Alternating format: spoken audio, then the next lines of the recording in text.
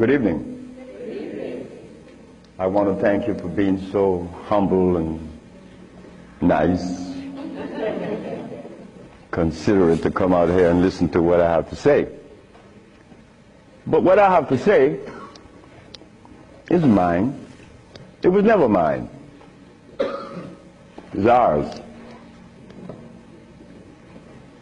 I never believed that I would find myself in front of an audience having to talk about a subject that we all once knew. A subject that is as old as creation. And if you want to see what I'm talking about, we have to just take a look at the zoo. The zookeeper doesn't feed the gorilla the food of the polar bear.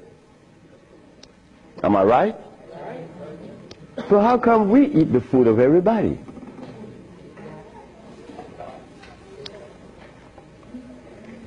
We'll begin this lecture by letting you know, first of all, I'm your brother. No more, no less than you. I can't be smarter than you. That's impossible. We have the same amount of brain cells. So how was I privileged to be navigated to this information? I don't know. I don't even question myself. I just like to live. As a little boy, I hated school. That is the truth. I didn't go to school. I didn't like school. I didn't like to comb my hair. I didn't like a whole lot of things. I didn't like money. I was 12 years of age. I was Seventh-day Adventist. Corby Brown. We left that afternoon from the church. It was the 13th Sabbath. I said, Kirby, how did you like the lecture? I didn't. I said, why you didn't, Kirby? Because they talk about Solomon. I want money. I said, Kirby, but when you have wisdom, you have everything. Well, I don't know what wisdom is now, nor then. But I knew that money was not my pursuit. Kirby said, I want money. We were 12 years of age, 1945. I'm 72 years of age now. In 1994, a young man by the name of Tom Flowers came to me and said, guess who is coming tomorrow? I said, who? Kirby Brown. I said, well, if I remember correctly, Kirby said when we were 12 that he wanted money. I hope he made millions of dollars. I don't have any millions. I don't even have $1,000. Which I don't. But that's okay. I live. I found that avenue, or it was shown to me how to live. Not to read books. Because everybody reads books. But yet, society is deteriorating more every day. Everybody reads books. The brother called the other day on the radio and said that he asked about corn, right? Corn? He read books. He said that the text, the Kemetic text showed him that corn is good. Well, he better examine his text. Because corn was made by man. But anyway, Kirby said he wanted money. That was a Thursday. Tom Flowers said, Kirby is coming tomorrow. So I said, well, if Kirby didn't make his millions, I'm going to remind him that we're alive. We are alive. Kirby didn't arrive. Kirby would never arrive. They had to take axe to chop the hotel door down. Kirby died of a heart attack. Kirby weighed 390 pounds. Kirby wanted money. He became a cab driver in New York. I didn't want any money. I didn't want it then nor now. Because it's not important in your life. It was never important in our lives. The Maya shows that. The Maya built pyramids. The Maya lived for millions of years in the jungles of Central America. No money. The Africans? How long did we live in Africa without money?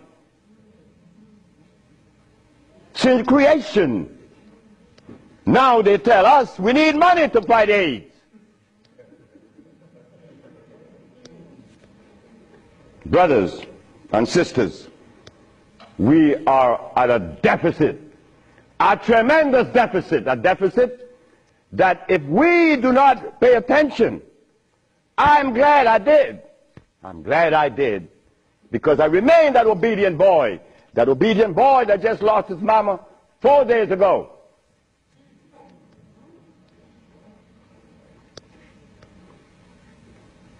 I listen.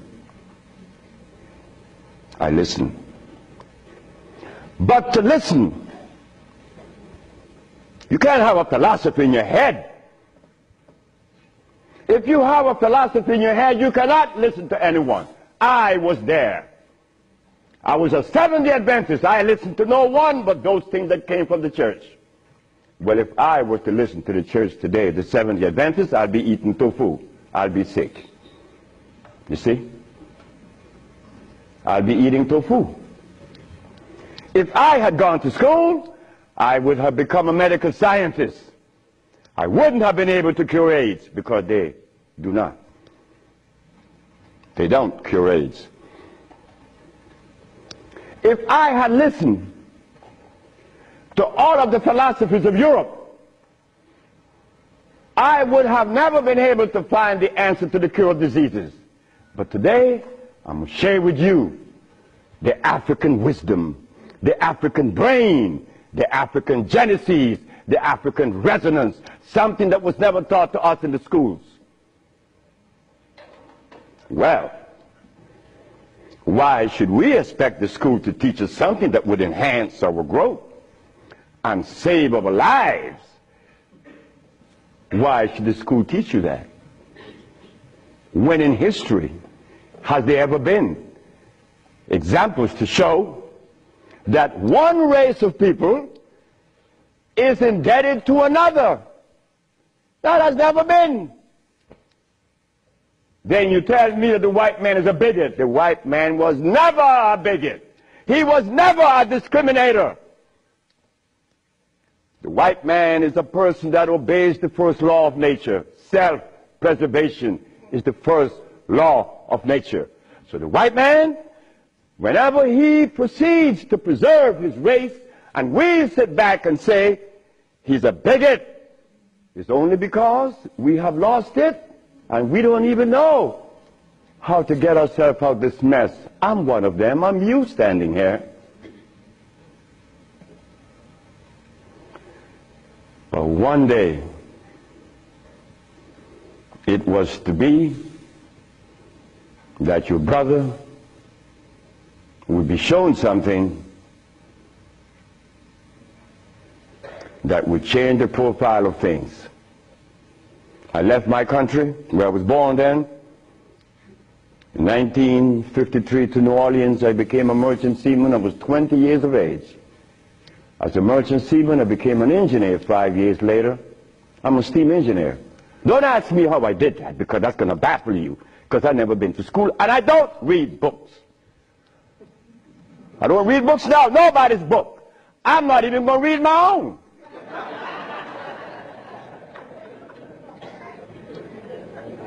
Because all the book readers come to me, asking me, how did you cure AIDS? But that's like asking the gorilla, hey man, how come you keep yourself healthy without a hospital? How come you don't have any medicines? We begin. I became a merchant seaman right quick to take you through my life.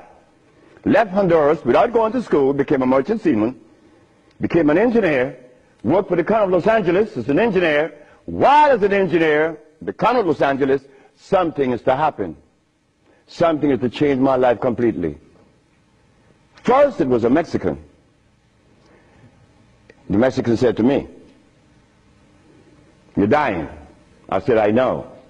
"How do you know?" "Because I fell out going to the bathroom a Sunday afternoon, and I didn't reach the bathroom. I got up off the floor. Something must have happened between there and the bathroom." But I had gone to the neurologist, the endocrinologist, the GER practitioner in Russia, in England, in Germany, in France, United States. And they were people that knows what it is about. They had the great big books on medical science. But my asthma and my diabetes, my impotence was kicking.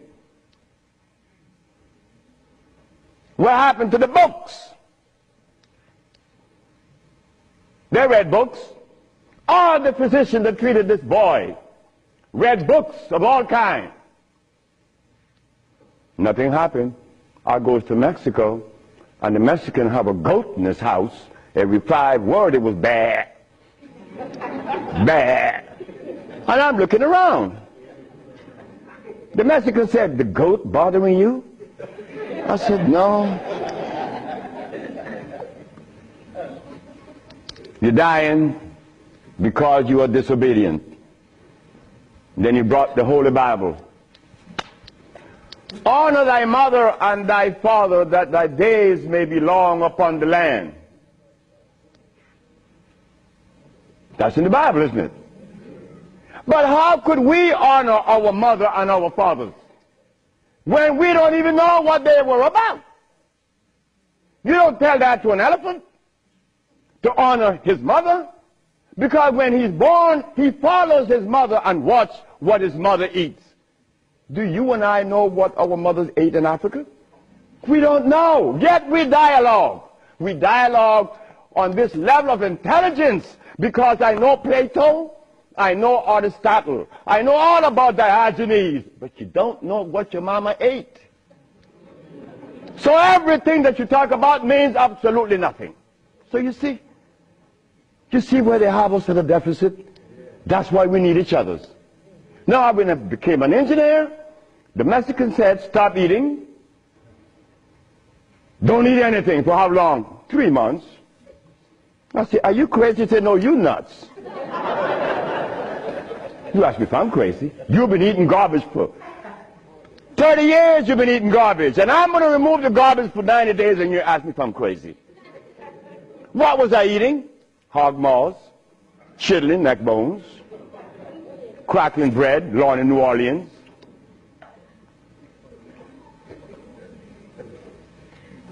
Eggs, because the grown-ups told me when my penis wasn't getting hard, eat eggs, drink raw eggs. And I did, by the dozens. And nothing happened. The Mexican said, "Don't worry about it, don't eat."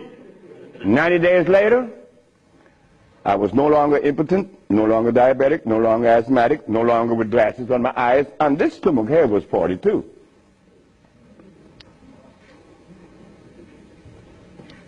What happened to the science that the physicians were using, medical science? It didn't work, isn't it? But it worked with me.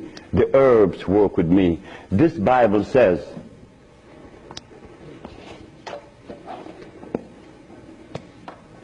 in the book of Revelation, it says 22 verse, and the first chapter, it talks about the herbs for medicine. Am I right? Well, ladies and gentlemen, what could have happened to us that when my brother, who was a preacher for 30 years, was sick, and instead of going to God's medicine, he went to the physician to get a chemical in his arm. My brother died 21 years ago. I'm not a preacher. I would never be a preacher. I told that to my mother. She wanted me to be the preacher. I said, no, no, no, no, no, no. That would be the last thing that I would consider. She said, "Why?" I said, "Because I want to live truth. Even if it kills me, I'm going to live truth." And truth is, the Bible says that the herbs are for the healing of the nations. But the preacher, when he gets sick, he go get a chemical. What is the message he's sending to God? Come on, just be fruitful. Let us be truthful today. If never again in our life, let us be that today. Why do we go to see the doctor to give us a chemical when the Bible says the herbs are for the healing? Why do we go? Well, you're going to soon find out. That's what affected me then and probably affecting me now to a great degree. More than I would ever realize. Because remember, I want to go to the blackboard.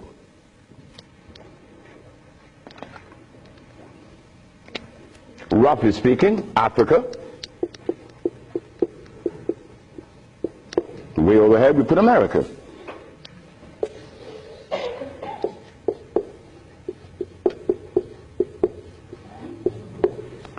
They are 4,500 miles. What happened between here and here? A lot happened. You see, when we were here, without the mathematics, without the ABC, without the sciences, when we were here, we had something to our advantage that we no longer have here. We are blind here. Here we weren't. We were seeing. Why? Because God provided us with everything we needed here. And none of it was comfrey or rice and beans. There were no tofu. There were no soy there. There were no cows. And there were no hogs, no chicken. There were no flour. Those things didn't come from Africa.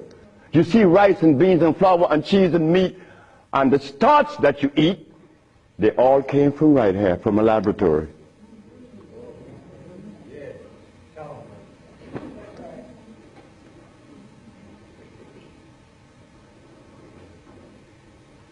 Now, for us to eat, you have to have in your big skull the understanding of biochemistry. But when we were here, we didn't have to know anything about biochemistry. Why? Because God doesn't make poisons. You see, God doesn't make carrots. Well, let me put it here. Stop the garbage. Anytime someone tells you that tofu is good for you, that someone that just gave that information to you has one eye open. But he's confident that when he tells you to eat carrots and you drink it, you have both closed. So a one-eyed man is king where everybody's blind. But the one that recommends the tofu is only half seeing. He's blind. He got one eye open only. But he doesn't know it. Example. Before we get into the real lecture, pull this out. This is how people take privileges on us. They don't care about us. They bring us information that, oh God, that's why the rest of the world laughs at us. Because they know that we have both eyes closed. Here it is. Moringa. Moringa has 23 times the iron in spinach. Spinach has iron? No, because spinach, let me take my time because there's a whole lot of information. I don't want to jog it up. Anything that has a pH of 7 plus is alkali.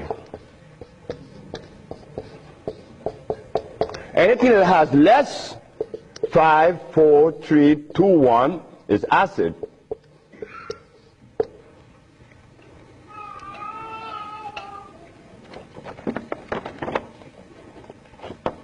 Spinach.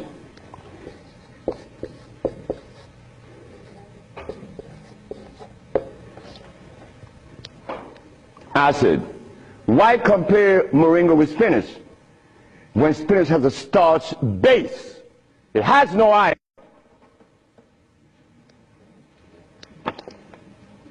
7 times the calcium in milk. Milk has calcium. Well, I stopped drinking milk 42 years ago, and I could fall on my knees. You drink milk with moringa, because they said to mix it with making some pages here, you're not going to fall on your knees at 73. You're going to leave your knees down there. 11 times vitamin A that you find in carrots. Carrots has vitamin A. Carrots belongs on the acid side of life.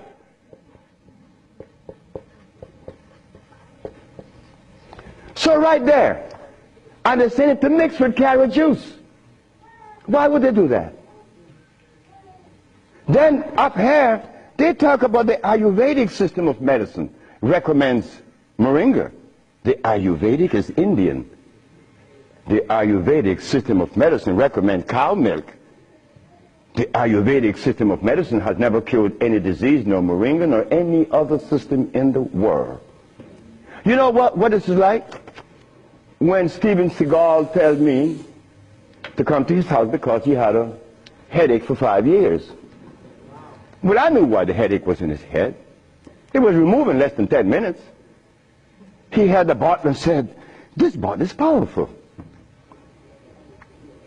I said, "Yeah, powerful, huh?" He said, "Yeah, the headache is gone." You know, he's a Dalai Lama, right? He wanted me to go to Kathmandu. Kathmandu? I'm going to go to Kathmandu. To do what? Talk to lamas. Lamas for what? What am I going to talk to lamas for? They couldn't cure your headache that you had for 5 years. The lamas need to come and see me, not me, the lama. But since we were compromised, we left all our food in Africa. You and I don't even know what we ate in Africa. So don't even go there. But we have the opportunity because one of your brothers happened not to go to school and look outside of the paradigm of school and found something altogether different. And what did I find? That anything that God made is on the alkali side. Why? The molecular structure is complete. It was made by nature, not man. Anything that God made has no starch. That's another thing. Anything that nature makes has no starch. Anything that man made has to have starch, because starch is a binder. To titrate 2 unequal chemicals, you have to use a starch. Starch is not a food. Starch is a chemical. And what have we been eating since they took us away from Africa? Starch and blood.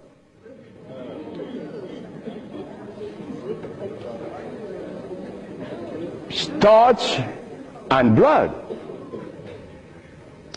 We didn't eat blood in Africa. Gorilla doesn't eat blood. He eats leaves and berries. But gorillas are sane. They listen to each other, and they have a society well put together. Well, Sebi, when he became the engineer, and he found out that the pH value of things had a lot to do with healing and the properties that's to be used, I was happy. I used to run home. Guess what I found? I found that the herb that everybody's talking about is acid, and everybody's using it. What herb is that? Comfrey. She said, what? I said, yes, it's on the acid side. And so is rose hips, enchilesia. What about golden seal? That's right, golden seal was made. It's like the stick that you put in your mouth. They call what? What they call it? The chew stick.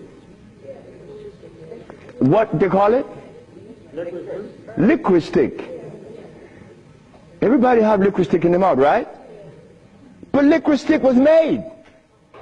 It has 50 times more sugar than does sugar itself. It has glycerinic acid.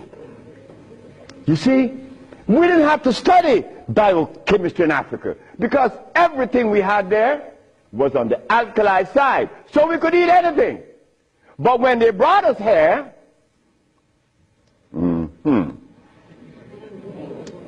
put some clothes on now. And after they put the clothes on you, come here, boy. You got to get in front of this classroom. You have to learn this ABC stuff.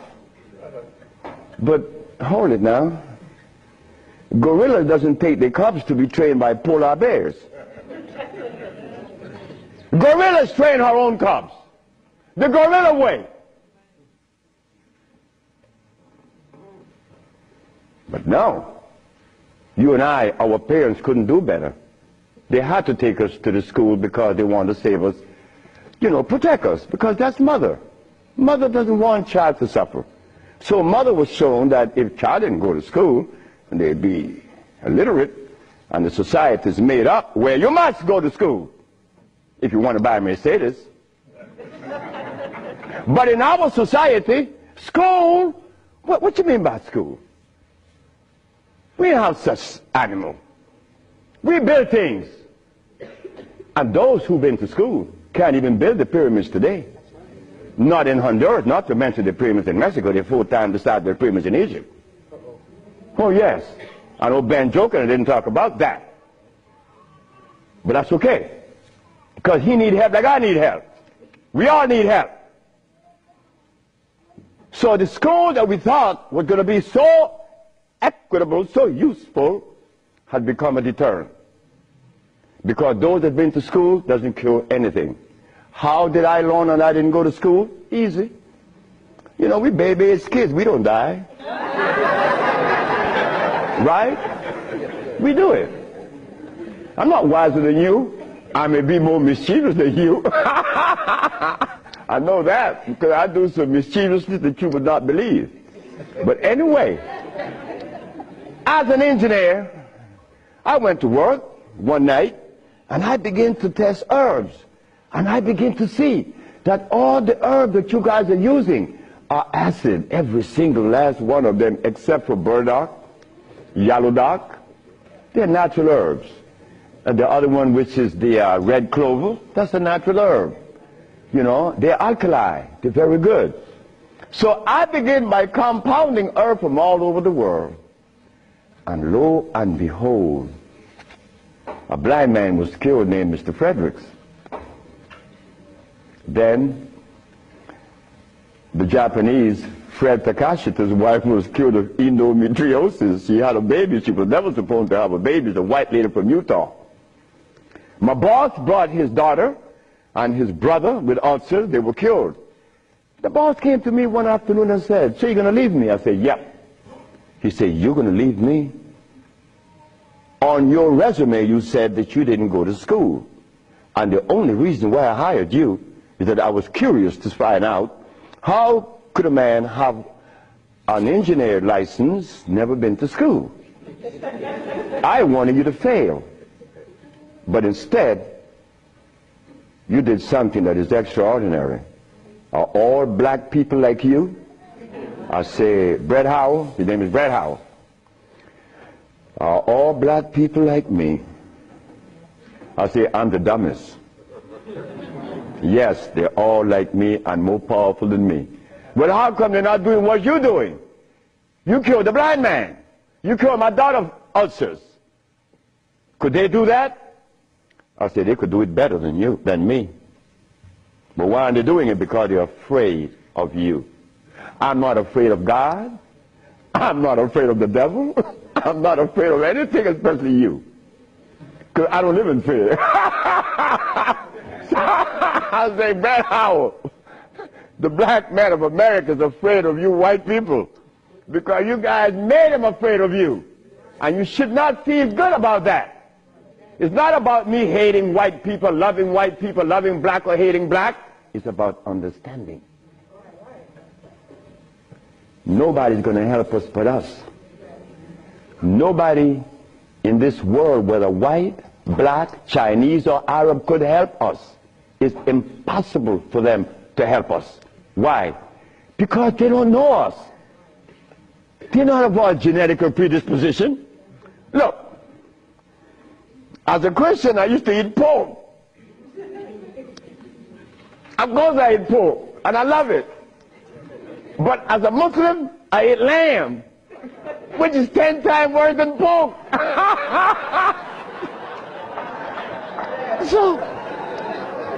So what do I do? Who do I turn to? So after I quit my job, the boss said, wait just a minute, because I think you're crazy. You're leaving your job as a steam engineer in 1980, when herbs in 1980, I'm making $2,900 a month. I'm going to leave my job with 10 years seniority to come after some herb that you didn't like. Why did I do this? I had to do it. It wasn't that I could see that far. I can't see beyond my nose. Talk about years ahead. But I had to quit my job. And I had to question myself, why am I doing this?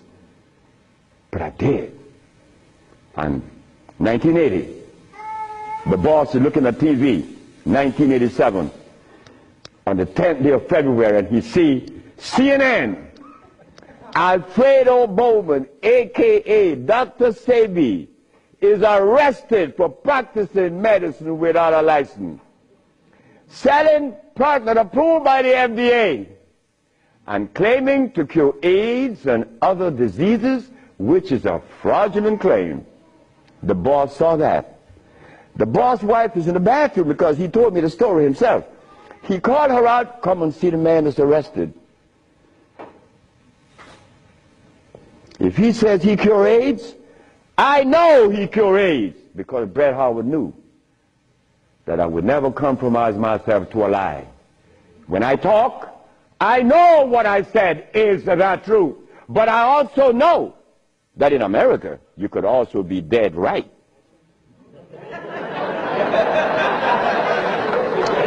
But it doesn't matter. It does not matter. I'm 73 already. They kill me tomorrow, it's all over with. I rather reach 73. My brother, who was a preacher, he only got to 50. But I stuck with you, the black woman. That was my success. You, the black woman. I always kept my eyes on you. Nobody else, not the maid, because I'm one. We don't do nothing. We can't do anything. We need you. Because it is you that held our hand. It is you that breastfed us. My mother breastfed me for only 4 years. But that was sufficient.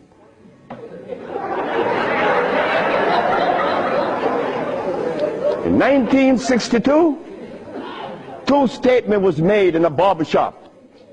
1640 Claiborne Avenue, New Orleans, Louisiana. Timothy Barbershop. Tim Barbershop. Ernest Moriel walked in there when he was a lawyer. And every time Ernest came in the barbershop, we used to jump on Moriel. I mean, we used to kick him around the place. Moriel said, you see you niggas? One day, I'm going to become mayor. And I'm going to remember you, Alfredo. That's me. The big mouth. I'm going to have you in jail. Ernest became the mayor of New Orleans. I was in Los Angeles, and the most hurting thing in my life was when I heard that Moriel had passed with asthma, a disease that I used to suffer with, that I was cured of in Mexico, and that I have addressed so many times. Moriel died. Ernest Moriel. Then another statement was made by me in that same barbershop. I said that I would give the black woman a gift. Brother said, Logan said, Sapphire? I said, yeah, Sapphire, your mama.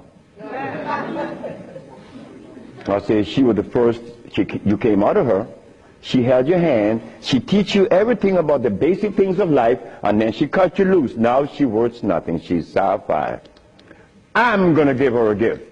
1962, that statement was made. But 1962, I was sick.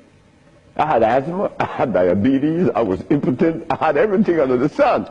But in 1964, I was cured, and years went by.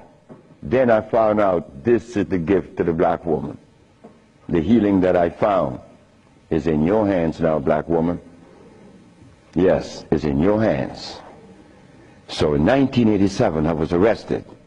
And while I was in jail, I was the happiest man in the world. Because when I was 40 years of age, I was going to work, and I passed by Miss Louise Wright's house on my right, and I made a statement. I'm going to help humanity.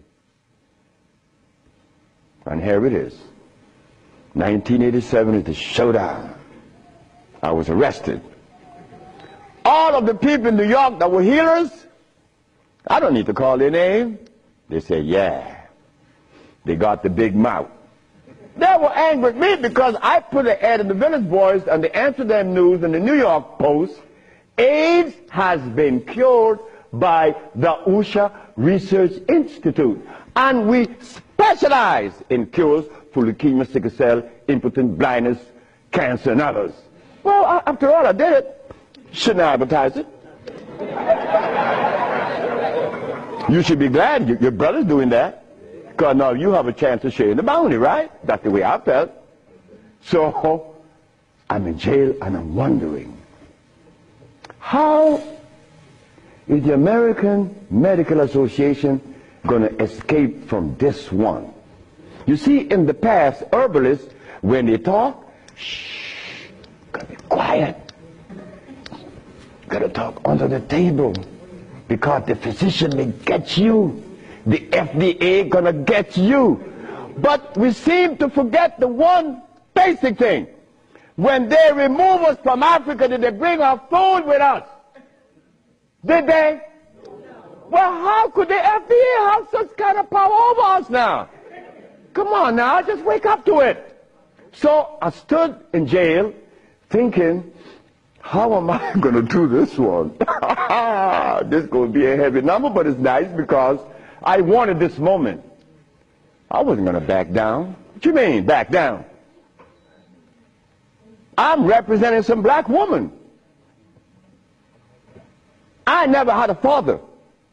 I never had a man in my confines to tell me something. No, I never had a stepdaddy.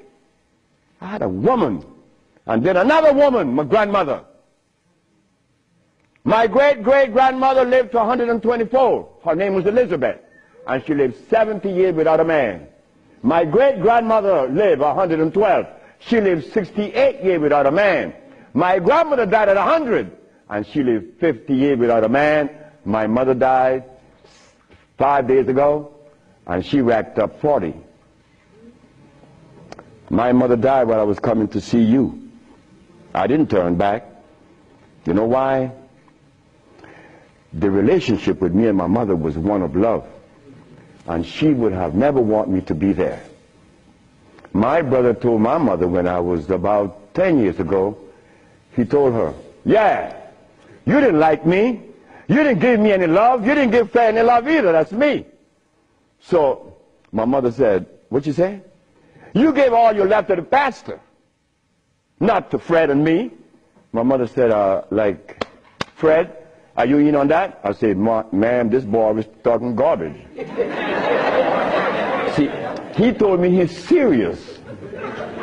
I'm never serious. I don't know what it is to be serious. I hear men talk about seriousness. Well, I don't know what you do with that. But my mama said, raise your hand up and open your fingers. Which finger would you elect to take off of your hand? I said, none. She said, thank you. My mother turned to my brother and said, you said that I didn't give Fred any love. Fred, you wanted my love? I said, nope. Didn't want it. I didn't need it. Because my mother knew if my mother ever interfered in my life, I would be upset. I was in the streets by the river all the time. My mother all mother knows the child that needs her love, her attention. But she loves all. But she knows the one that needs the attention. I didn't want my mother attention. And she knew it. But my brother said that she didn't give him any. But the boy went to the 3rd grade. He owns a fishing fleet. He owns an ice factory. And he owns that she didn't give him any. But the boy went to the 3rd grade. He owns a fishing fleet. He owns an ice factory.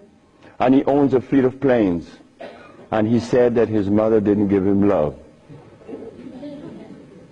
You see how we could easily make mistakes? Okay. Mother is mother and will always be mothers. The greatest gender on the planet. So while I'm going to court now, and I'm standing, the judge said, get the man out of jail, and I went to his chambers. Judge Shorter said, young man, you mind if I ask you a question? I said, no, sir. Why did you advertise that you cure AIDS? Well, sir, my mother's alive, Africa exists, and my face, and I would never offend any of the 3. That's why I advertised that I cure AIDS.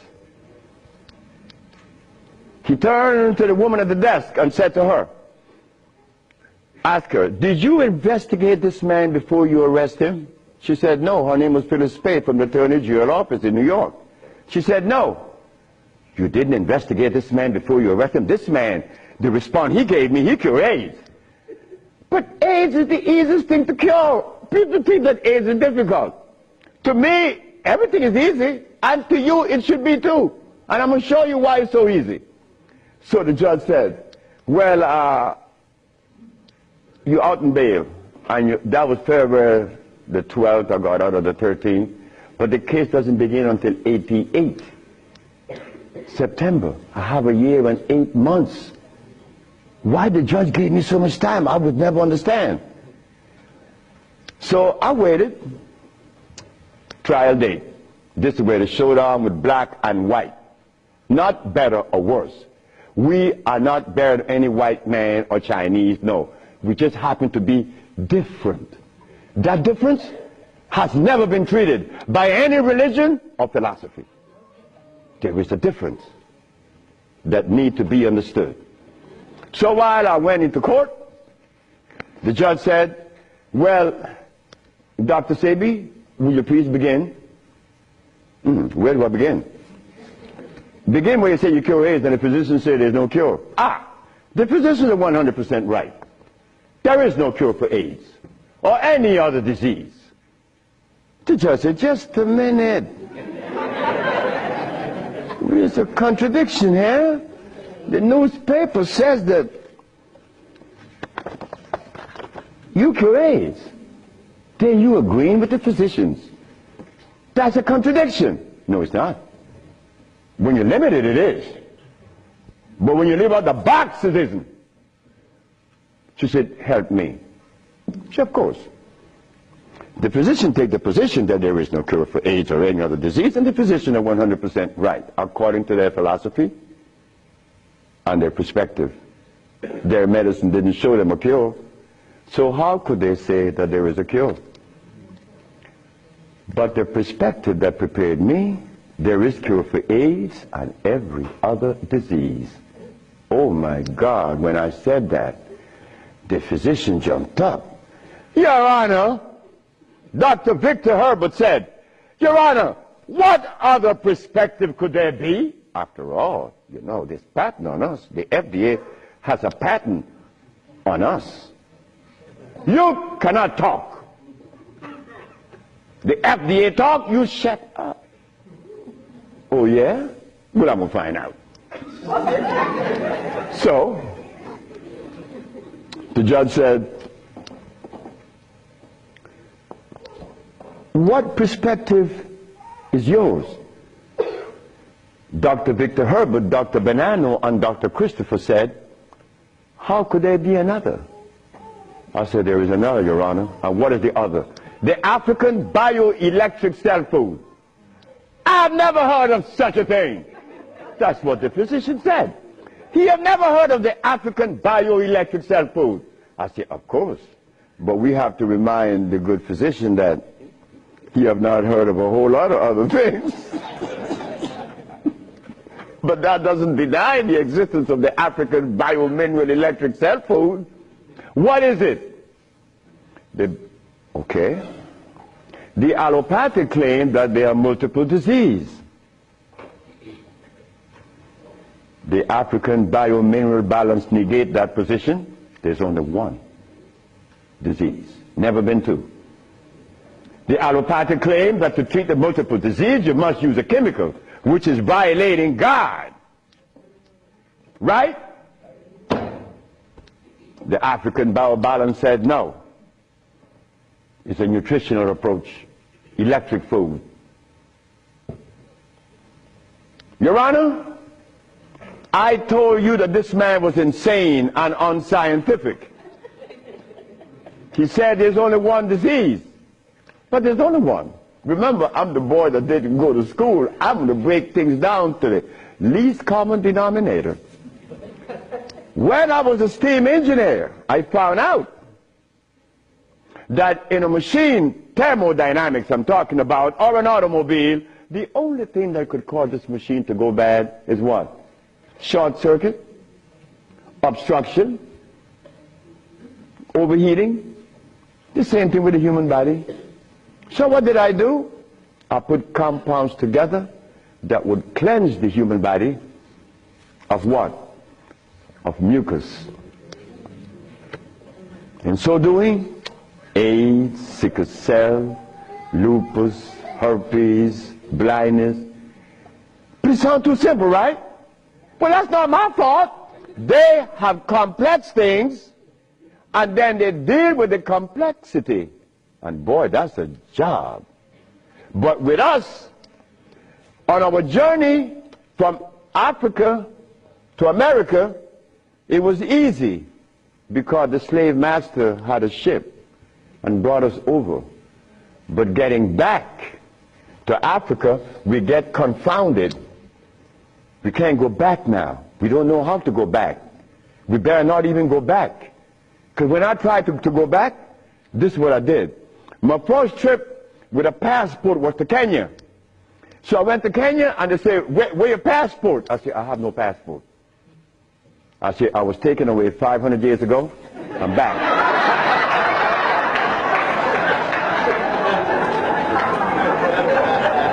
When I left, I didn't have any passport. So why are you asking for a passport now? Is a passport African? Put him one side. They put me one side and send me back out. But you think that was bad? That was a bad way. May I have that? I go to Africa. I go with my wife, and I said, well, boy, I'm happy. Girl, we're going to liberate Africa. We're going to do something for mother country. I go and I saw Dr. Parinyatwa in Zimbabwe. I said, Dr. Parinyatwa, I think your problems are over with. Not only Zimbabwe, all of Africa. Here is Hospital Vicente di Antoni, is an Italian hospital. Department of Blood and Laboratories. Oswald Savala, HIV positive on the 25th of November of 1993. 17th of January of 1994, HIV negative. This boy named Alfredo Lagos, this from the Red Cross, the Honduran Red Cross. It says here that this boy, it doesn't show any date of which he contracted AIDS. Why? Because he was born with AIDS. But down here it says he's negative on the 19th day of January of 1995. Another one. This one caused a laboratory to call for me. I thought it was funny. This is the next one, the other one. His name is Alex Suarez. On the second day of January, this boy of August, he found himself with HIV positive. On the 19th day of August of the same year, 17 days later, the boy is no longer HIV positive. So they called me for what? I don't know. because I know they're not going to change it. Now, this one you're going to like. This one is from the San Diego Public Health Laboratories. It says here that this man has a HIV-1 RNA 26,205. The boy was supposed to be dead at 25, right? Just go to the other page. 6 months later, he's less than 400. He was killed at 15. So anybody want to read it? Because I could be lying, because that's the way we think. But here it is. No, that's possible. I could be lying. Here, young lady. So, curing AIDS, brother and sister, look, that's the easiest thing for niggas to do. We could do more than that. Curing AIDS, to them is big thing. To us, it's nothing. You understand? But now, here is where this little carpet comes in. Where did I put it? The blood, no, no good. Here it is.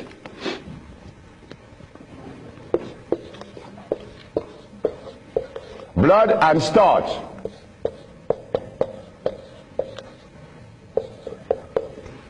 Blood and starch. Blood and starch is going to prevent you from doing what the ants does for each other. Ants, when it's getting ready to rain, you know what they do? All the black ants, they begin to do what? Cut the leaves and take them to their little nests.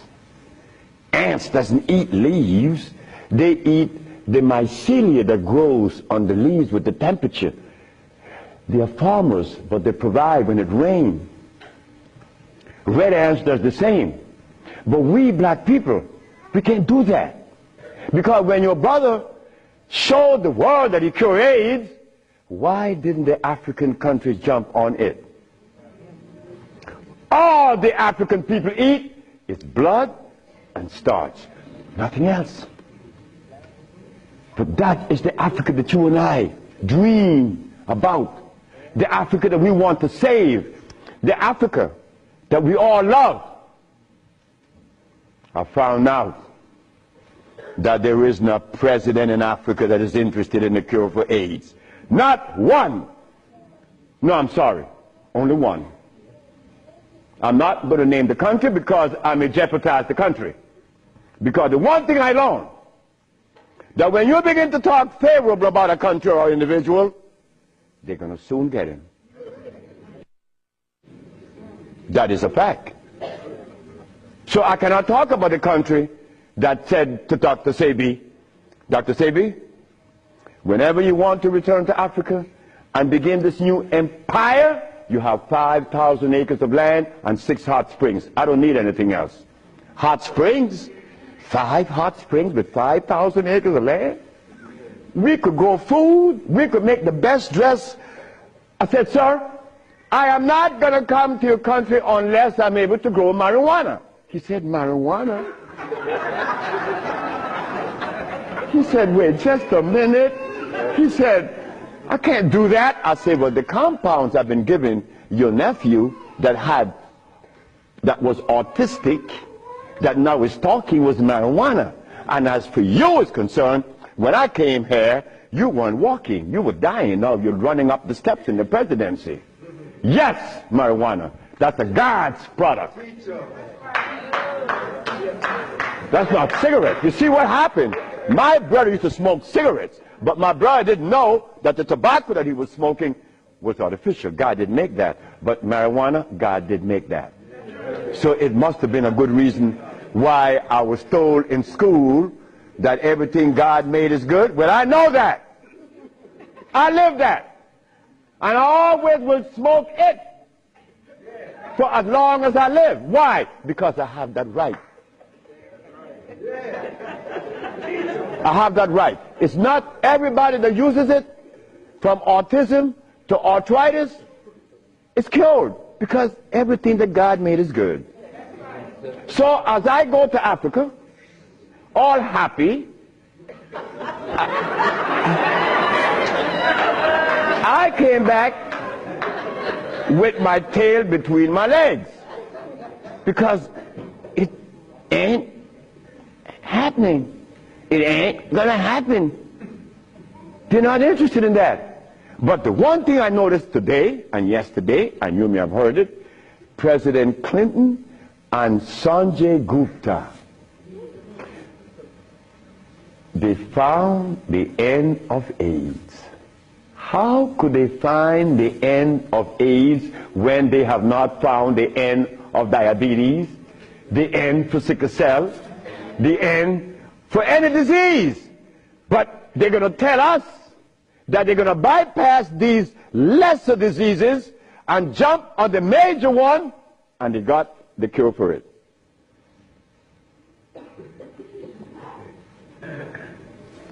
I got documents to substantiate that I cure AIDS, right?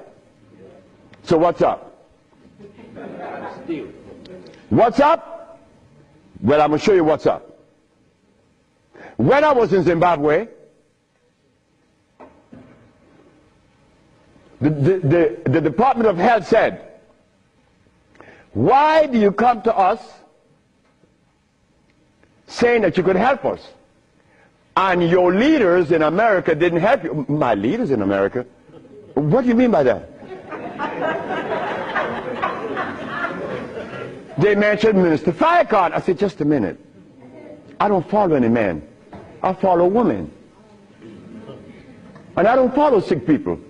Because if I follow sick people, then I got to be sicker. I go to Brazil.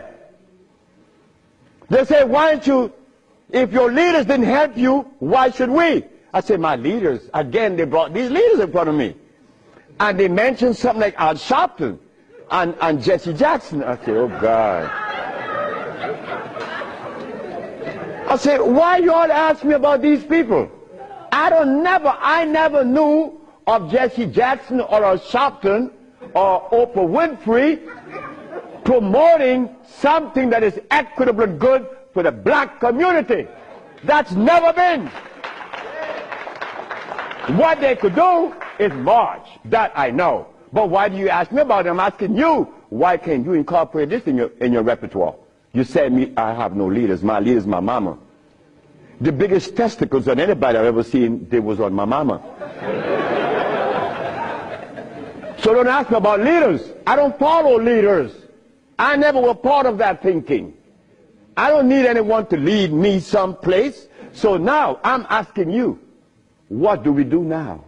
I cure AIDS. Are you going to call Oprah? You don't need to. She could advertise 1 million pieces, broken pieces, right? But that's fine. But she cannot advertise the cure for humanity. But there's one little dude that got himself in trouble. And he was totally unaware of what was going to happen.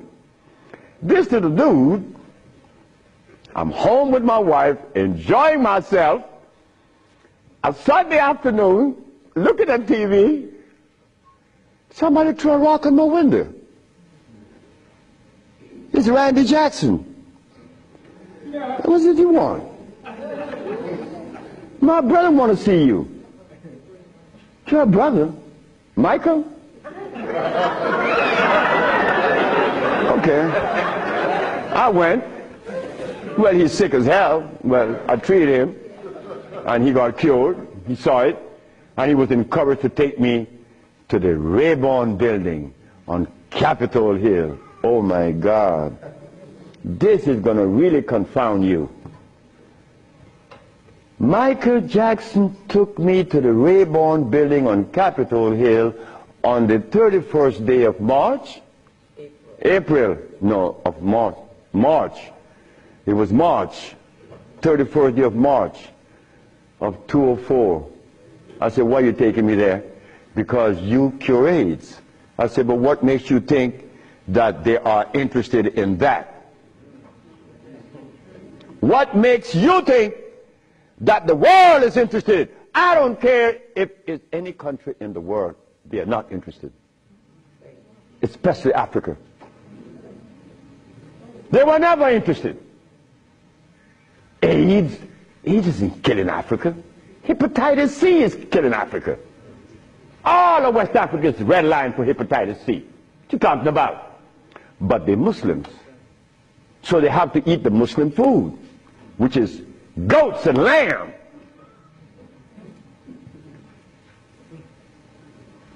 Go tell them that the Arabs pay food, which is goats and lamb.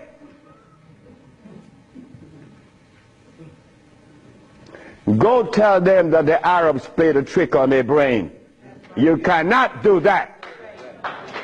Me, I remain the son of the jungle woman. The jungle woman that didn't have any clothes on. Yeah, I am her son. I stuck with her and she liberated me. You have to hear this. One morning, I woke up and I heard the music that was playing. You know how you turn your radio on and you're sleeping, but the music on the radio would influence you, and you dream that you're seeing the artist is playing, right? You have had it happen to you. This morning, I'm listening to John Coltrane. 4 o'clock in the morning on channel 850 on the TV. I'm sleeping, and I'm hearing John Coltrane playing Interstellar Space. But then something was happening while this music was playing. I was looking at a black woman doing this from behind a tree. I woke up, and I didn't know how to interpret that dream. But then I was leaving that morning for Los Angeles. As I got to the airport, the governor was there. The governor said, "That's him. That's the man that cured Alcida of leukemia. That's the man I'm talking about." The governor had a lot of people around him. So I went. I was leaving for Los Angeles. He was leaving for the capital. He didn't know that we were going to meet that morning. So they were talking to me and asking me questions. Finally, 2 men that were standing away from me, they were white men from the United States. They came up to me and said, "Well, we have heard of your miracle cures." I said, "Sir, I don't even know what a miracle is. Especially perform one. I just happen to cure leukemia. That's not a miracle. To you it may be. Because your school of thought have you to believe that curing these diseases is one great big feat. No, it's simple common sense. I'm an African. Now this is where the naked women are going to come out. They said to me, "We have heard of your miracle cures, but have you been saved?" You see? Right there, I consider that an imposition. Why do you take the liberty to believe that I'm one of those that have accepted your philosophy that I have to be saved? I say, from what? The man politely answered and said, "From your sins, of course." I said, "Wait just a minute." I said, "You know, man, while you guys were standing over there, I said," and I looked at you both, and I said, "Two very intelligent young men. But now I have to question that." He said, "Why?" I said, "Well, because the color of my skin should have prevented you from asking me that question, have I been saved?" He said, "What does the color of your skin have to do with anything?" I say, "It has to do with everything. I am the son of a woman that was taken away from the forest of Africa. To begin with, she didn't have any clothes on. But she didn't have any alcohol. And she didn't have any prostitution. And she didn't have any supermarkets. And she didn't have a hospital. And she didn't need anything that God didn't make. And she didn't have any money. So all these things constitute sin. So my mother in the jungles was sinless. How did I become sinful?" You cut it out. You stop that. We have to begin to change our diet, because this diet here of blood and starch is all we eat. That is all we eat. And then with this diet of blood and starch, which confounds their hormonal structure, we have the nerve to tell each other, brother, you were wrong. I'm wrong? I mean, where did you get that from, I'm wrong? You've been eating blood and starch, and you're going to tell me I'm wrong. No. We got to stop it. Because the blood and starch is why I couldn't penetrate Africa. So, you forgot, right? I'm in the Rayborn building. Who is present? Sheila Jackson Lee from Texas, right? John Conyers, Illinois. Or Detroit? Jesse Jackson Jr. from the House of Appropriation. Our most beloved President Bush. No, we have to give him credit. And no African government ever given me the privilege to practice herbology. Bush did. Bush appropriated $5 billion to fight AIDS in Africa, right? And the African government didn't appropriate one dime. They didn't want their brother to do it for free. So Bush stands out way above there. Bush gave $5 billion, and Jesse Jackson Jr. is there. So when I go to the podium and I say, fellas, y'all don't have to look for the cure of AIDS anymore. Here it is. Jesse Jackson Jr. did this.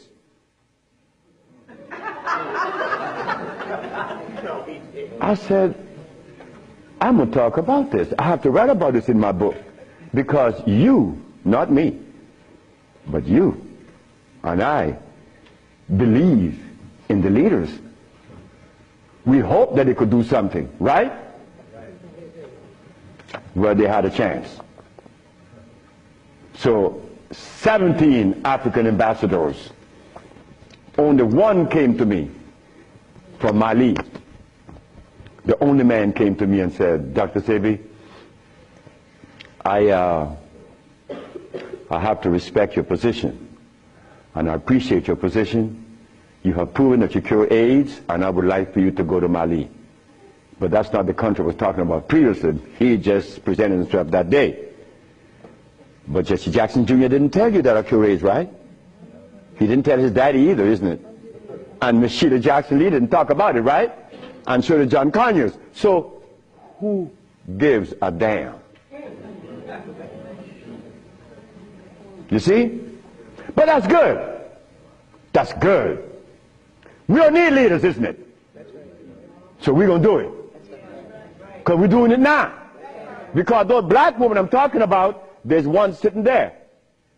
They are going to tell the world we cure AIDS. But last night, Clinton and Sanjay Gupta is on CNN talking about the end of AIDS. How about the end of sickle cell? How about the end of lupus? How about the end of herpes? How about the end of blindness? They didn't find those, but they find the end of AIDS. How is that possible? Are we going to buy that too? Are we going to let them continue to say that there is no cure for AIDS when your brother is curing it? So we are guilty. We are the one that's guilty, not the leaders, because they're sick. All the leaders are sick. You can look at them and tell they're sick. So we have to forget about the leaders, right? So which animal in the forest follows a male? None, right? They all follow females. So how did we begin to follow males? I mean, that was the most, look, the one thing I wanted in my life was a woman laying by me as my significant other or my wife, that she didn't have a God or a devil in her brain. That woman is sitting there. Because I could not have a woman laying by me and she worshiping something else. I mean nothing to her. No, you worship you.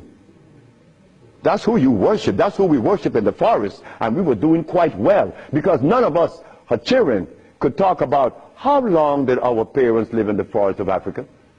You don't know. For millions of years since creation. Did we have money?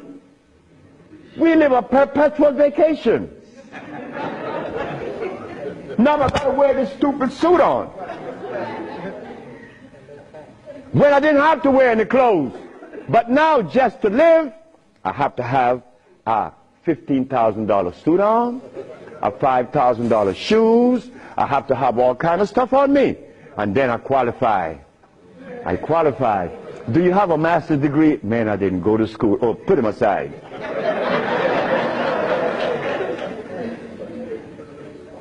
So in essence, there's no one on this planet that is interested in the cure for any disease. None of the leaders, none of those who were talking, they are not interested. It was simple. It was understanding that is alkalinity that cures, not acidity. And any healer that comes to you with these things, like adding carrots, like moringa, it says here, one of the things that I are careful with, it says here, if you add carrot juice with it, it's going to help you. But just a minute, carrot was made by some dude in Holland. It's very acid. So this moringa knows that you have both eyes closed, so I could sell you anything. We don't want that anymore. We don't want to tell stories anymore. We don't want to protect the stories anymore. But you see what happened?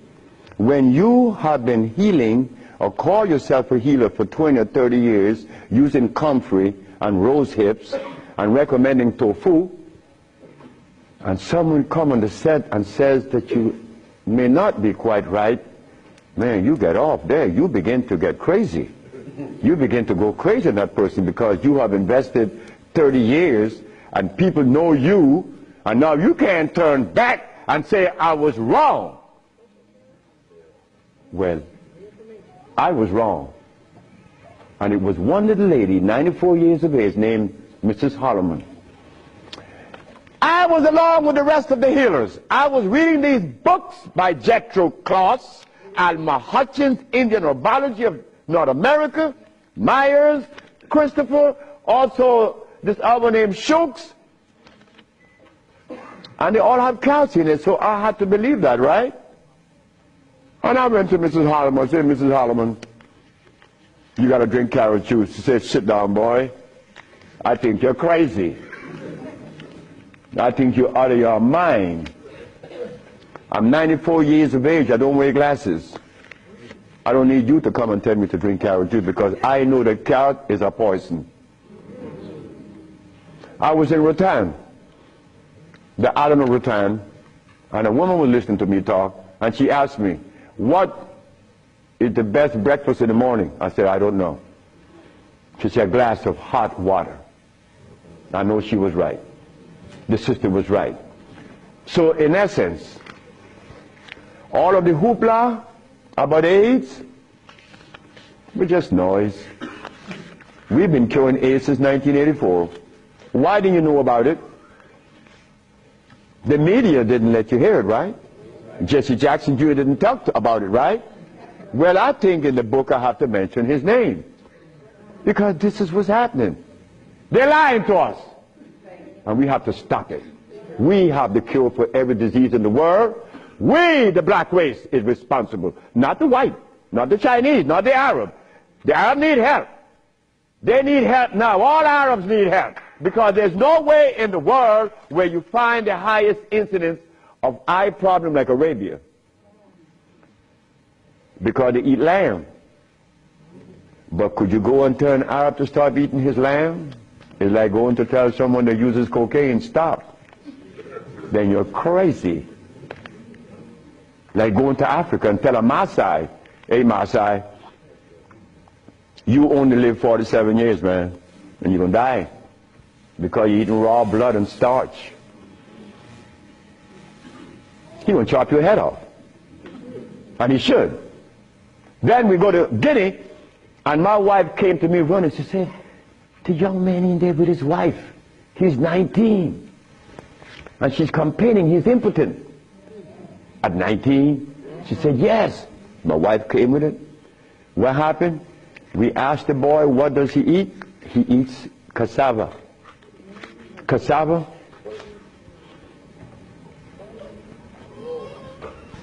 We say raw? Yes. Go to Guinea. It's a what? Cassava.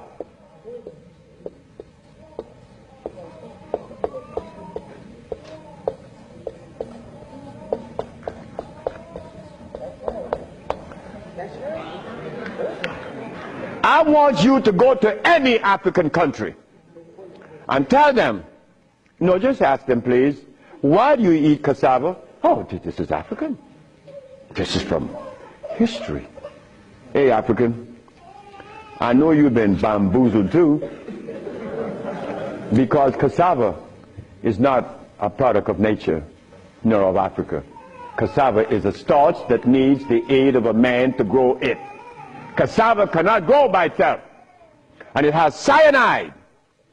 But the cyanide has already affected the brain. He cannot think for himself. It's like talking to a Haitian or a Brazilian. In fact, the only country that I have ever visited that have people dark like me, but nobody in Brazil is black. Brazil.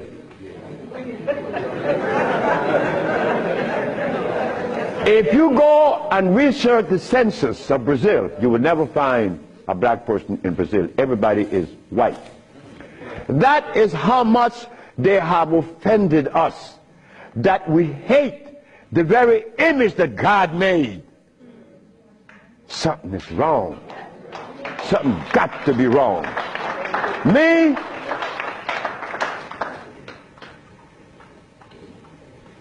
I was a very good Christian, and a very good Muslim, a very good Buddha.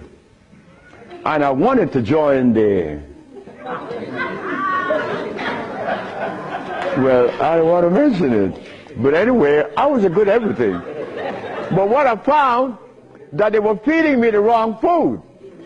And I had to deny all of them, because they feed us garbage. There isn't a religion in the world that have fed the black race in America or anywhere in the world the food that is consistent with their cellular predisposition. So if you, my religion, is feeding me the wrong food, then what is the message you are sending? It's like putting gasoline in a diesel car. You would not get to South Philly. No, you're not. It's not going to run right. But we're eating starch and blood, and we want a dialogue. Dialogue based on what? I mean, come on now. We are the remnants of what world? Let us try to bring it back. We can't challenge each other's. The only thing we have to offer each other's now is love. But to get to that point, a sister told me the other day, because I made a statement in the church, a brave woman stood up and asked me, Dr. Sebi, what have you learned from the entity that you are forwarding to us now? What have you learned from it? I learned to kiss everybody's butt.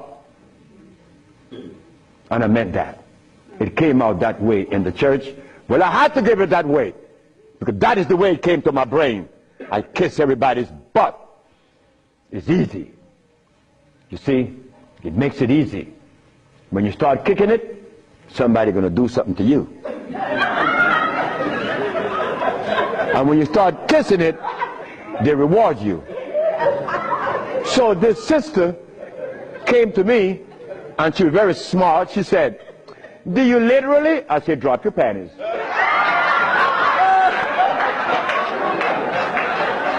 Well, I came out of a woman's vagina, I could kiss her rear end. That's easy, isn't it? Is it easy?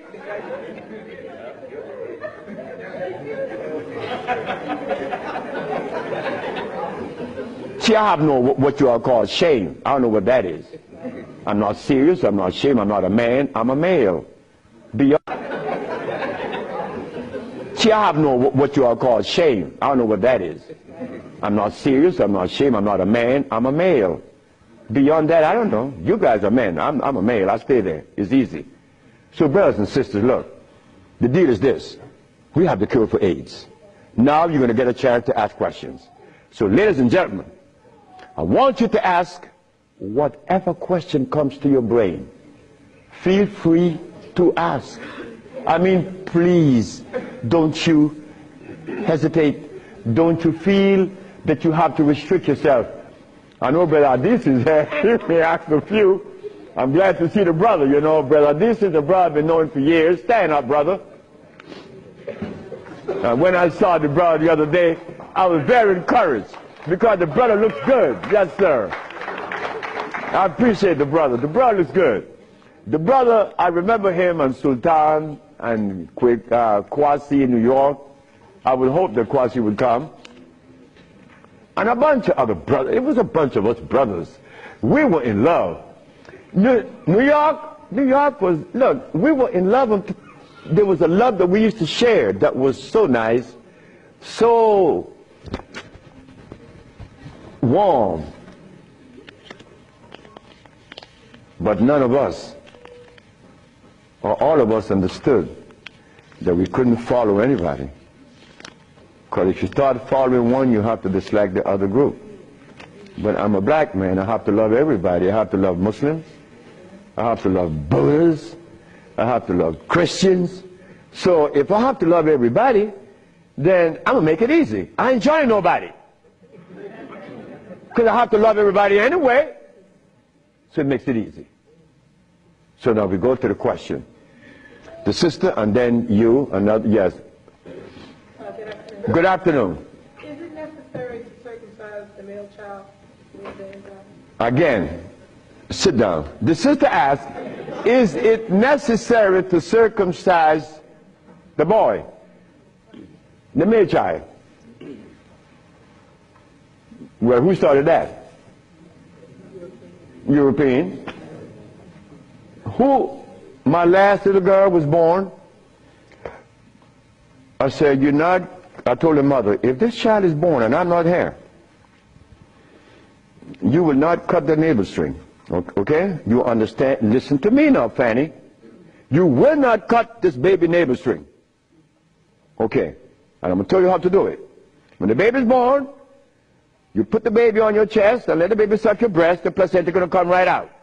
You put the placenta in a bowl and put some flowers on it. Keep the navel string attached to the baby until the placenta. 4 days later, it falls off the baby. You throw away everything. No cutting, no stress. No, it isn't necessary to circumcise, because I was never circumcised. It was you. Next.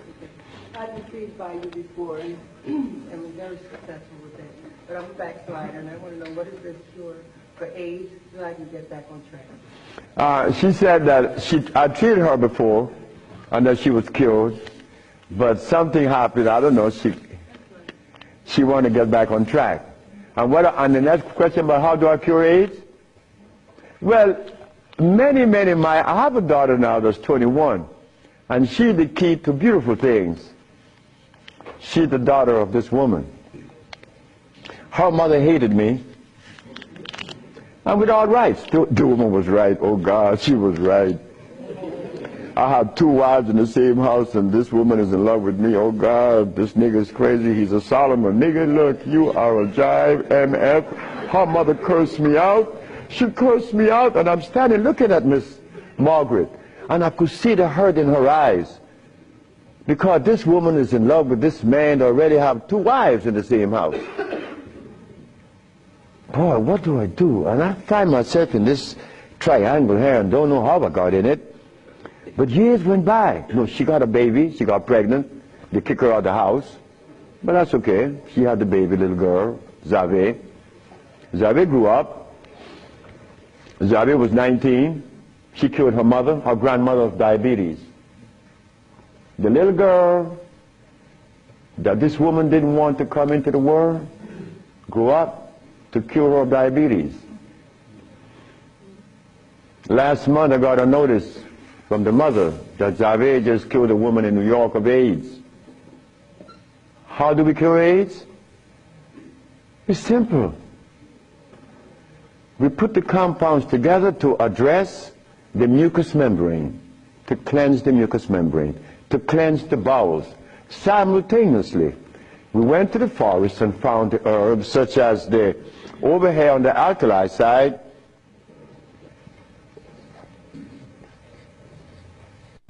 sarsaparilla is an herb that has the highest concentrate of iron. Fluorine, iron. Guaco, that is a plant that has, I thought I had a stick with me because I'm always chewing on it. This is guaco. Guaco is a plant that would definitely strengthen the immune system because it is iron again. But it has potassium iodide, no, potassium phosphate, not iodide. Iodide comes from the ocean. Kankansa, that's an African plant. Kankansa is an African plant. This plant has one of the highest concentrate of what? Potassium phosphate. Those are just few of the plants. We use about 40 some odd plants to cleanse the body, strengthen the immune system, and electrify the system, because you want to electrify the body. That's how simple we cure AIDS. We cure AIDS. We don't treat AIDS. This thing here says that Moringa said, and they keep repeating it, that they uses it with the belief that it's going to cure. They think, oh no, we got to stop talking like that. We cure. That's how we got to start talking. If you don't cure, get out of the way. Because you're lying to people. Next question. The brother. Peace and blessing. I'm really enjoying your lecture, and my question is, when you see a client, what's your thought process? When I see a client, my thought process, I already know what the brother needs. Like the Mexican knew what I needed. The Mexican said, you're dying because you have disobeyed. Unconsciously you disobeyed. So when a brother comes to me, I already know what the brother needs. I don't need to go into a whole bunch of scientific jargons and intimidating the brother by putting light in his eyes, iridology. I don't do that. I don't do anything. I just give you what I know you need. People come to me for compound from Japan. She killed a woman in Japan named Kaoto Kita in Kobe. She never seen a woman. She was in hospice already. With cancer what? The lungs. There you go. Cancer of the lungs in hospice. She never seen a woman. In a month time, she vacationed in Hawaii. Okay, there you got it. Yes. Harder than you. Yes, the sister.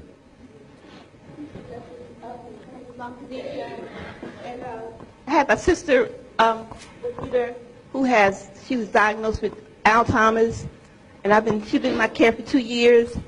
I do have her on a fresh food diet, all organic foods, all raw foods, and I'm seeing a big improvement. But I feel as though she needs some other things. And what else can I do to help her? Alzheimer's. She has Alzheimer's, yes, sir. Okay, Alzheimer's. That's a brain problem, right? Remember what I said? There's only one disease? Okay. When you have mucus in the nasal passage, it is sinusitis.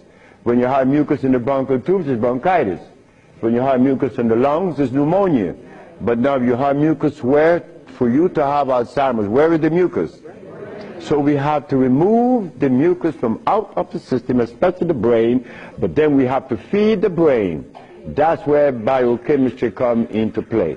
the brain. Like if the sister was suffering with rickets, that's bones, right?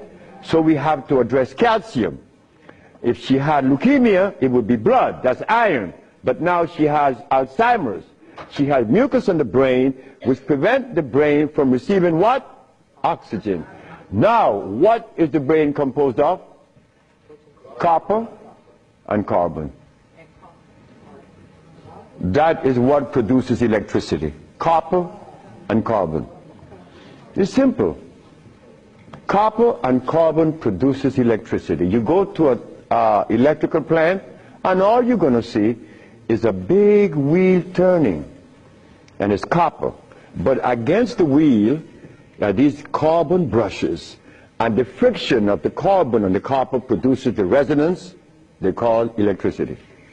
Electricity is not fire, it is vibration. But when you short circuit it, it's become fire. So yes, we do have, but she must go to Honduras. What is her age approximately? What? Oh, she's young. She's young. She's very young. She could go to Honduras, and it would be fast. Why Honduras? Like sister went to Honduras with her husband, Linda, Richie, and her husband. She will see the improvement in days. Like the woman went down with a goiter. Like the brother went down there with his stiff leg, and in 3 days he was running up the hill. And he could not believe it. Like, this is where a name comes to mind. And I want you all to remember this, because this is a woman that we all love and we all respect. A brother was taken to Honduras, to the village. You see, the thermal waters in the village has a pH of 8.9. One of the highest attainable pH in waters is found in Honduras and in Africa. Thermal waters, that is. The little boy named Shelby, he has AIDS. He has Kaposi sarcoma. All the black spots on his body. The boy went to the thermal bath 1 day, 2 days, 3 days, 4 days. The boy came out of the bathroom screaming. The black spots were gone. His mother and my wife Ma'a were very close friends. Ma'a told Malakia, take Shelby to Honduras. On the 4th day, he's doing good. How long is Shelby going to stay there? 1 month. I said, 1 month, he's killed. On the 4th day, the soul disappeared, right? On the 10th day, he tell his mama, I want my passport. So for what? I want to go back to Los Angeles. Dr. Sebi says that you have to stay here a month. He said, bitch, did you hear me? That is what we, mothers and fathers, get from our children today because of those hamburgers. It wasn't Shelby's fault. It wasn't that child's fault. That child went back to Los Angeles and began to use crack and died about 2 months later. But Malakia is telling the sister that you all know very well about the incident. Present was Oprah Winfrey, and she said, she was telling the story to her aunt, which is Maya Angelou. Well, I'm nobody. I'm nobody anywhere in the world. I just happen to cure AIDS, but that means absolutely nothing. My son told me I messed up. I should have been a boxer in cracking people's jaws. I get millions of dollars. But the crack jaw come to you and they pay you pennies. So you are nobody, daddy.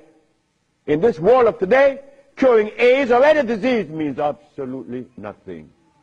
I am not a famous person. I'm insignificant. So Miss Oprah Winfrey said, well, if he's that good, how come I haven't heard of him? Well,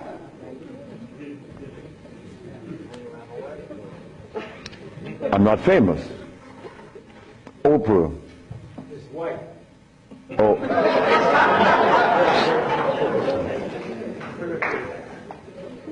My book would be out in July. I know she's not going to advertise it, although she suffered embarrassment with 1 million broken pieces. But that's okay. We have to remember the blood and starch. So when you go home,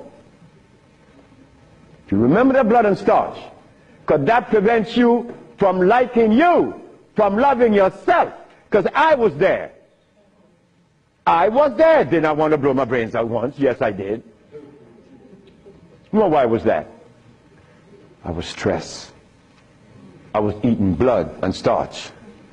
But when the Mexican came and said I was wrong, I listened. And here I am, 42 years later. Do you see the benefits of this? A Mexican came to rescue me, to rescue you. So we cannot. But wait, the other part of it is Africa. There isn't an African country that I could go and practice herbology. But why did Bush, who all of us think, or most of us think the man is bad, how come I could practice herbology in the United States? You got power over him. That's why. I don't have any power. No, I don't. Because I don't even know what power is. I just know what's mine. That's all. I know what's mine and what's yours, what's ours. So what's ours, when the Supreme Court said, the FDA said, you were not supposed to sell these products. Exhibit A. The FDA said, what? That I'm not supposed to sell my products? Well, maybe the FDA knows the food that is consistent with the African cellular predisposition. Because when they removed us from Africa, they didn't bring food with us. Maybe the FDA knows about these foods. Could you tell us, please, Mr. FDA? But when the FDA talks, we get scared. Scared of what? They're not God. You understand me? No, I don't have any power over nobody. I don't want that. If you know what I like to do, you would know I don't want any power. the brother in the back. Hepatitis C. Yes, sir. Mr. Charles Fisher. Who is Charles Fisher? He was the manager for LL Cool J. That was my second case of hepatitis C. Yes. What is hepatitis C? The liver has been stressed. Right. Beyond. Hepatitis C is nothing. Maria Elena from San Pedro had cancer of the liver. Her mother and her aunt bought the black dress to bury her. The doctor sent her home to die. Maria Elena's sister saw a newspaper with me in it. She said, hey, there's a nigger down there in Jutiapa that got a big mouth that says he could do a bunch of stuff. And she came. 2 years have gone by. Maria Elena is healthier than her sister. Yes. What is hepatitis C? It's when the liver has got so toxic and loaded with what? With poison. Blood and starch. So we clean it, clean the body. Because you have to clean the intestines. You have to clean the liver. You have to clean the blood. Because all of these have been affected. Yes, brother, we have cured many of hepatitis C. So what herbs would you use, doctor? It's not an herb. It's a therapy. Therapy? It's a therapy that we have. Okay. I was so encouraged to, what's that, interferon. Interferon? Yeah, I was encouraged to be... Brother, interferon is something that's been on the set for 25 years, and I have been curing AIDS and sickle cell and lupus, herpes, blindness, and paralysis. Interferon doesn't do that. Interferon is a chemical that is derived from the penis of a brother. You know that, right? You know it. Yeah. That's not even right. Come on, the Bible says the Bible said the herbs are for the healing of the nation. The Bible isn't saying about chemicals. Right? Okay. So now, we could tell the world, yes, we object. Oh, one more thing. One more thing is very important. Many of you have insurance companies, right? Insurances. And on that sheet, it says that they do not honor anyone that is not accredited physicians. Meaning that you are compelled to go to see a physician to give you his chemicals. But now, they are telling you that they're God. And that you have no other recourse. But let me tell you something. Yes, they have to honor us. Because we have the only compound in the world that is consistent with our cellular predisposition. Nobody else. Can you give us some foods that are alkaline? Food that are alkaline. We could begin with mushrooms. We could begin with mushrooms, quinoa, quinoa, quinoa, quinoa amaranth,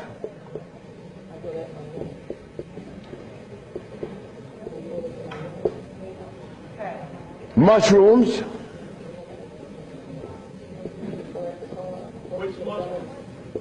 portobello, crimini, also oyster mushrooms. Many people are of the opinion that oyster mushrooms or mushrooms are fungus. What is a fungus? A fungus is something that grows on you and eats things up. Mushrooms are the product of mycelia. This is a network that nourishes. I have cured many diseases, psychological problems, with the Stropharia cubensis. So let me tell you something. Mushrooms are very good. They're high in potassium. Yes. And then the next, wait.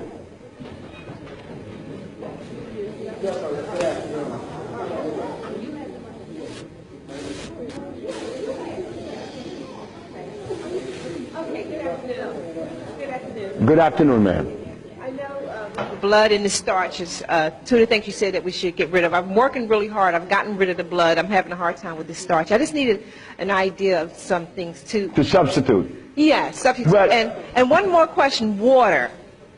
I do the distilled, but I hear a lot about, you know, drink spring, drink distilled, which I do the distilled a lot. Okay.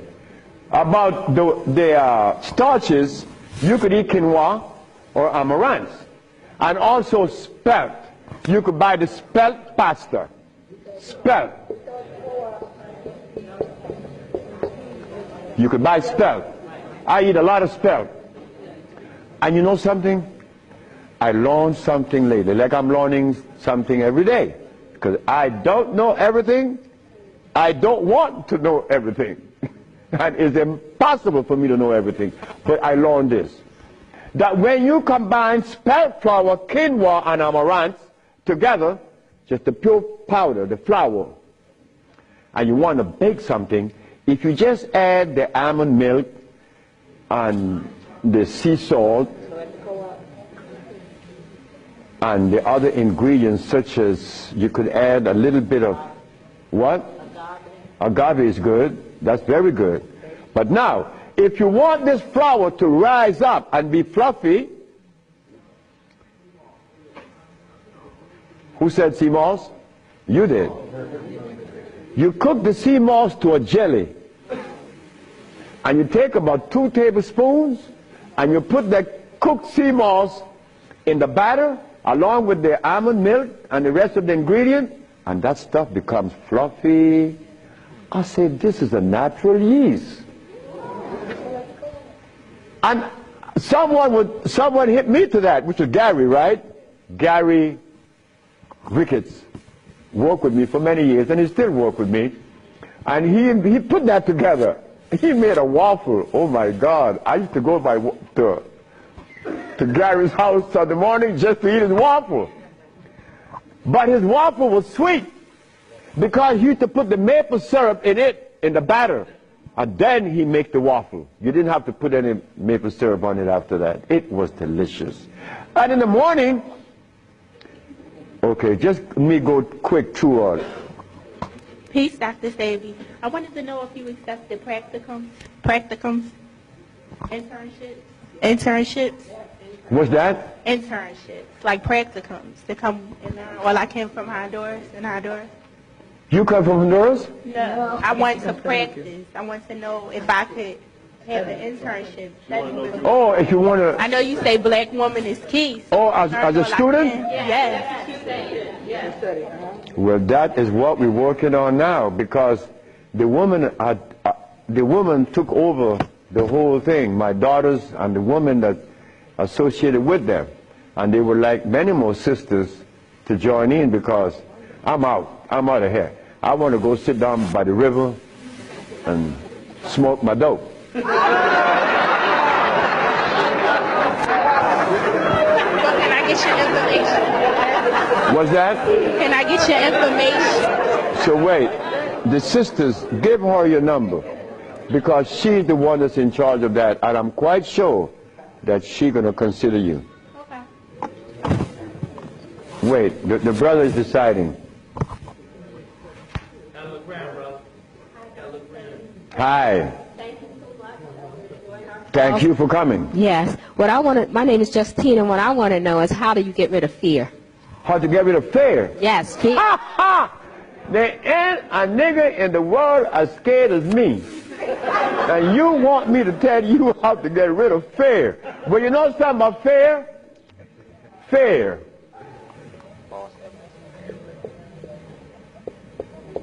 Fear is a natural occurrence. You don't get rid of fear. You understand fear. You don't get rid of it, because fear is necessary. But you don't let fear control you, right? Because it would paralyze you. Fear would prevent you from opening the door where there's a great, big, beautiful tomorrow. Fear, you see, when I was insane, to a greater extent than I am now, I was placed in a psychiatric ward in New Jersey. And they were right. But what they didn't know, that I was aware that I was sick. I was also aware that I would not take any of anything that they gave me in that hospital. But there was a man that, you know the swinging doors, right? A swinging door is a door that opens both ways, and you're going to swing it. And every time he came to his door to go inside his room, he used to stand there. And he could never open that door. I used to go by and swing the door, and he'd go in and say, "Thank you, man." Why couldn't he open that door? Fear. But once you open the door and you see this great big thing, fear is gone. A bright tomorrow, hey, I'm no longer in fear. But then comes another one that's going to trick you.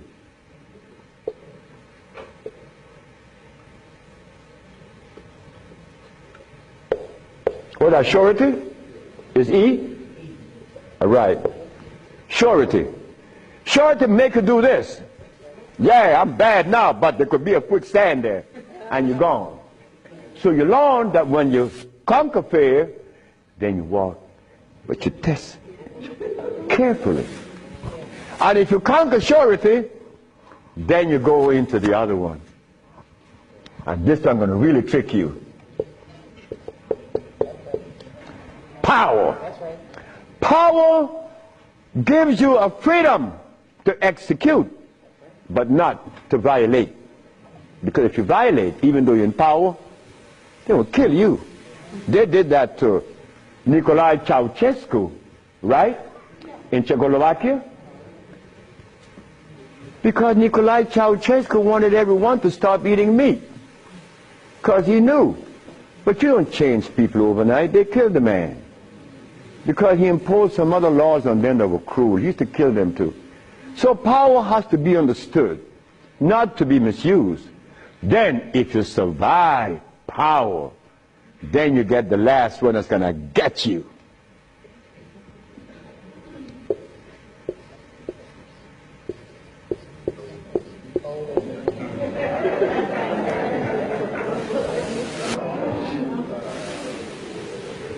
So you see, it's all about peace. I'm happy that I'm 73 years of age, and that I'm happy. But I have to thank the Mexican.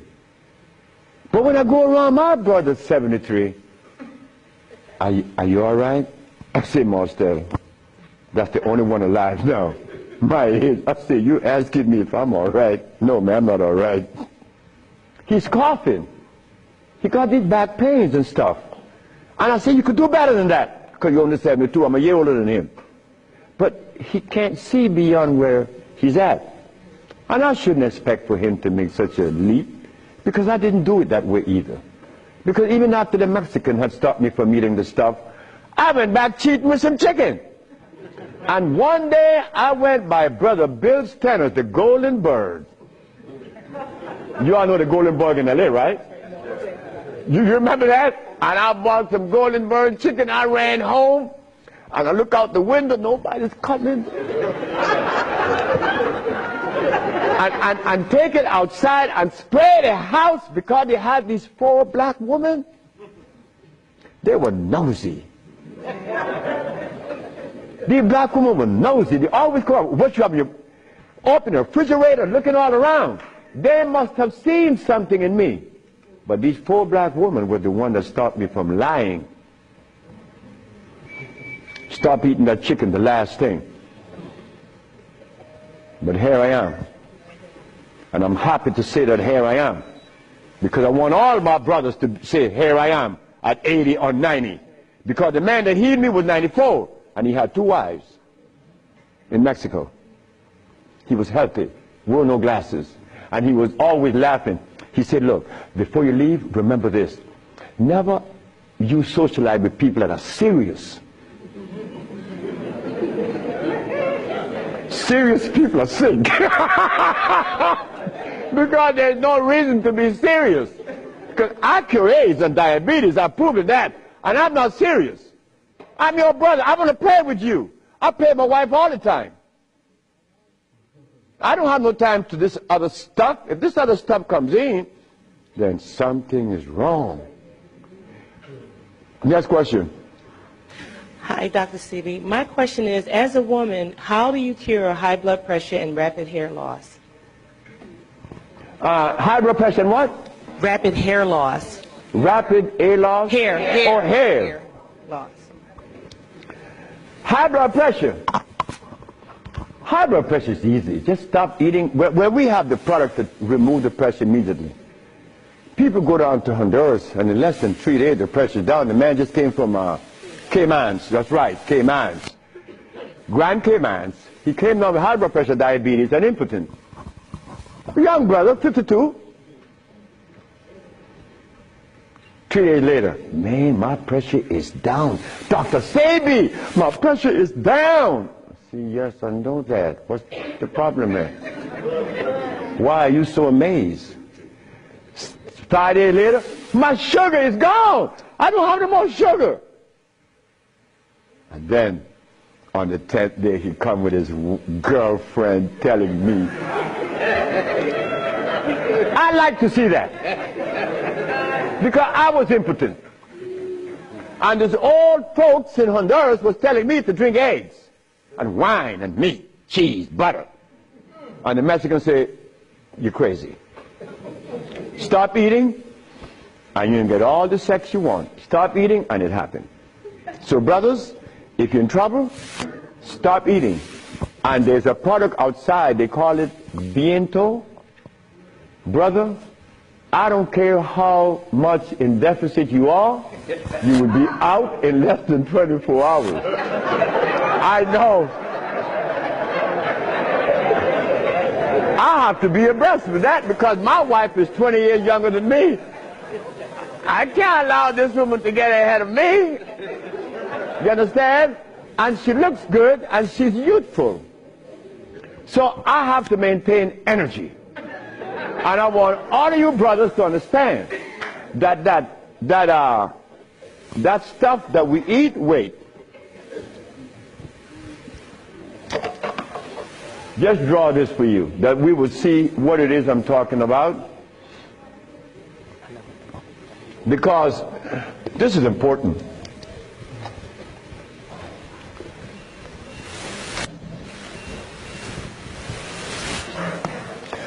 I recorded a man from the age of 15. I saw his life because I was a curious boy. Remember, I'm the boy that didn't go to school. So I was looking at things that the schoolboy wasn't looking at or seeing. This man named Brindley, he was in his 20s. I was 21, he was 25, 4 years older than me. And he was the dude, a woman's man. But when I was in my 40s and I went back to Honduras, Brindley was 46, I was 41. And Brindley was like, yeah, man. Yeah. Yeah. His wife gone. She's a seamstress. She's gone a long time. But when he was young, he had every woman in the world. I said, Brindley, what happened? Man, you know, I'm old now. I said, hey, nigga, you're 46. I'm 41. There again, what is old? What is old? Old is when you get to my age. 73, nigga, you old. Sure, I'm old. If I had a big belly on me and I wore these glasses and I was hooked up to a machine, and no woman want an old sick man beside her. So brothers, look, stop eating blood. Because when you get to my age, you want to be healthy. You want to be playing with her, right? Sure you do. Why not? She's your companion. You want to play and laugh with this woman. Brindley couldn't. Why? You see, this stuff right here.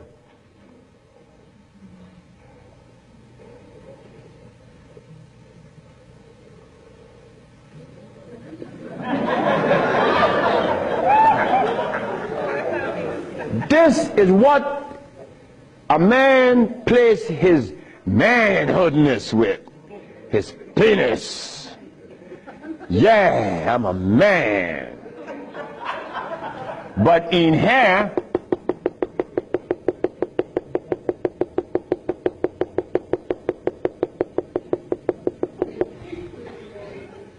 to keep this penis erected, these little orifices, they call veins and the rest, has to be opened for the blood to flow, or else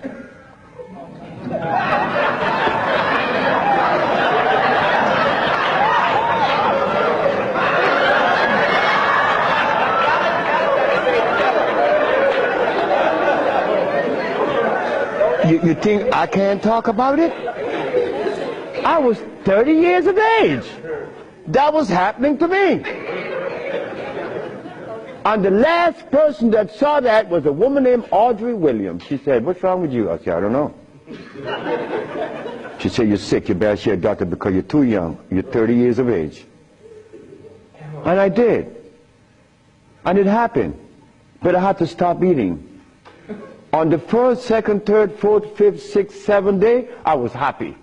On the 8th, 9th, 10th, 11th, 12th, 13th, 14th, I was going and holding on to the bathroom. Everything was spinning around. Why? Because all of the mucus that was leaving my brain, my eyes was very foggy. I couldn't see.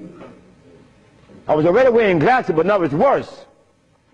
But on the 17th, 18th, 19th, on the 17th day I woke up, I was looking at the ceiling, and I remember feeling so calm. A feeling that I had not experienced in many, many, many years. I was calm. On the 27th day, I didn't hear the wheezing in my chest from the asthma. My diabetes, I couldn't find glucose in my sugar. But on the 57th day of fasting, of not eating anything, I had an erection. Why? Why? Aha! They drain out. It drained out because I was taking these herbs and drinking water. Taking these herbs and juice and drinking water. And the body got a chance to do what? Cleanse itself. You see, it's easy. It's easy to bring back that happiness that we could love, that we could share,